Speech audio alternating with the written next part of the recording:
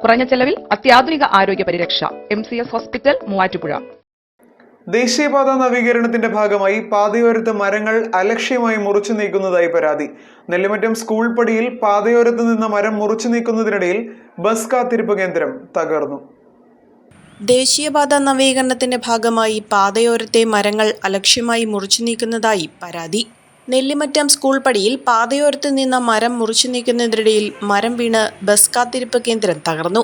Antony John MLAയുടെ ആസ്തി വികസന fund ഉപയോഗിച്ച് നിർമ്മിച്ച പുതിയ ബസ് കാത്തിരിപ്പ് കേന്ദ്രത്തിന്റെ മുകളിലേക്കാണ് മരം വീണത്.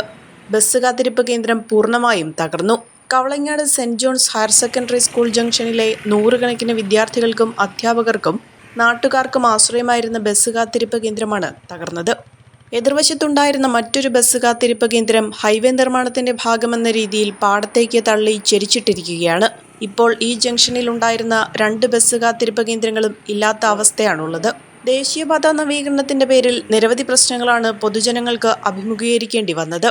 JCB ഉപയോഗിച്ച് കാന നിർമ്മിക്കുന്നതിനിടയിൽ പല ഭാഗങ്ങളിലും കുടിവെള്ള പൈപ്പുകൾ പൊട്ടി ജലവിതരണം തടസ്സപ്പെട്ടിരുന്നു. ഗതാഗത തടസ്സങ്ങളും അപകടങ്ങളും വെള്ളക്കെട്ടും പൊടിശല്യവുമെല്ലാം വൻ ദുരിതമാണ് പൊതുജനങ്ങൾക്ക് സമ്മാനിച്ചത്. അലക്ഷ്യമായി മരം മുറിക്കുന്ന രീതി അവസാനിപ്പിക്കണമെന്നും ബസ് കാത്തിരിപ്പ് കേന്ദ്രം തകരാൻ കാരണക്കാരായവരിൽ നിന്ന് തന്നെ പണം ഈടാക്കി ഉടൻ പുനർനിർമ്മിക്കണമെന്നും പൊതുപ്രവർത്തകനായ മനോജ് ഗോപി പറഞ്ഞു.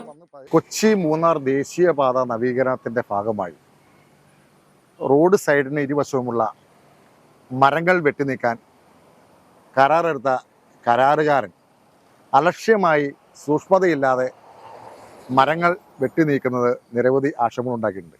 ഇത് ഇപ്പോൾ ഇവിടെ കോതമംഗലം നിയോജകമണ്ഡലത്തിലെ കവളങ്ങാട് സെന്റ് ജോൺസ് LP കൊച്ചി ധനുഷ്കോടി ദേശീയപാതയിൽ saint John's higher secondary school ഏതാണ്ട് 1500ഓളം കുട്ടികൾ പഠിക്കുന്ന 40ഓളം അധ്യാപകരുള്ള ഈ നാടിൻ്റെ ഒരു ജംഗ്ഷനാണിത്. ഇവിടുത്തെ ഈ MLA ആന്റണി ജോണിൻ്റെ ആസ്തി വികസന ഫണ്ട് ഉപയോഗിച്ച് നിർമ്മിച്ച പുതിയ ബസ് കാത്തിരിപ്പ് കേന്ദ്രമാണ് അലക്ഷ്യമായി മരം മുറിച്ചത് മൂലം വലിയ ഭീമൻ തടി അതിൻ്റെ മുകളിലേക്ക് വന്ന് വീണ് ആ ബസ് കാത്തിരിപ്പ് കേന്ദ്രം പൂർണ്ണമായി തകർക്കപ്പെട്ടിട്ടുള്ളത്. ഇതിനു മുമ്പ് ഈ നിർമ്മാണത്തിൻ്റെ മറവിൽ നേരെ എതിർ സൈഡിലുണ്ടായിരുന്ന ഒരു ബസ് സ്റ്റോപ്പ് JCB ഉപയോഗിച്ച് തള്ളി ഒരു പാടത്തേക്ക് മറിച്ചിട്ടിട്ടുണ്ട്.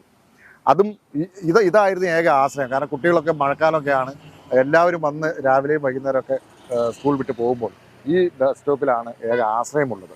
ഫസ്റ്റ് അറ്റംപ്റ്റിൽ തന്നെ എനിക്ക് OET സ്കോർ ചെയ്യാൻ പറ്റി. ഈ അക്കാഡമി ചൂസ് ചെയ്തിട്ട് എനിക്ക് ഭയങ്കര സന്തോഷമുണ്ട്. ഇത് അനേകായിരം നഴ്സിംഗ് വിദ്യാർത്ഥികളുടെ വിജയാനുഭവം. For admissions call 7594054282.